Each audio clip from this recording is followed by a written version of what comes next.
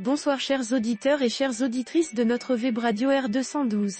Aujourd'hui, nous avons l'honneur de partager avec vous les réflexions de notre chroniqueur, Adnan Ben Chakroun, dans un article percutant intitulé Sécurité oui, politique non.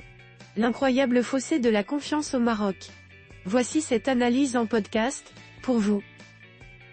Confiance des Marocains dans les institutions de l'État, l'étude Afrobaromètre, reconnue pour son expertise dans les enquêtes d'opinion à travers le continent africain, révèle que les Marocains placent leur confiance avant tout dans les institutions de sécurité. L'armée se situe en tête, inspirant la confiance de 72% des sondés, suivi de près par la police, qui atteint un taux de 67%.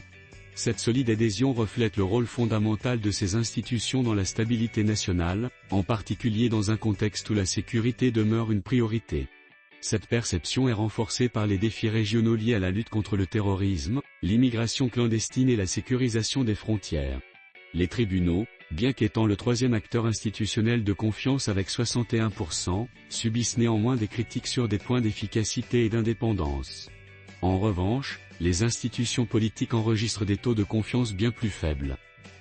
Le Parlement, perçu comme un organe éloigné des préoccupations citoyennes, n'inspire confiance qu'à un quart des Marocains. Les conseils locaux, quant à eux, n'attirent l'adhésion que de 22% des répondants. Cette méfiance envers les institutions politiques n'est pas sans conséquence. Elle témoigne d'un besoin d'interaction directe et d'une amélioration des services locaux pour renforcer l'engagement citoyen.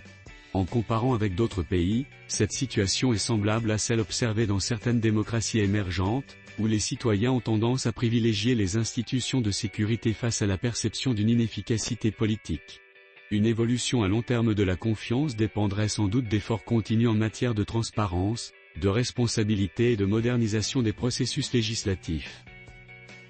Chers auditeurs de la web radio R212, merci d'avoir été à l'écoute de ce podcast et de partager avec nous ce moment d'échange et de découverte.